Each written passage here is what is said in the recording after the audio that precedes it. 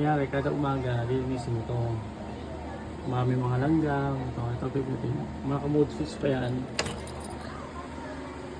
Hindi na. Wala nang ilaw. Pipili ka ng ng mode switch. Nasa ilaw lahat yan. Saka tayo mag-cleaning. Tubig lalabas yan. Malinis na yan. Kada umaga yan.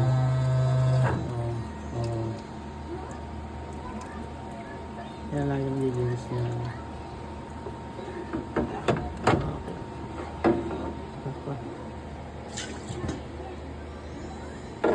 Nailaw ba lahat? Meron pa. Cleaning.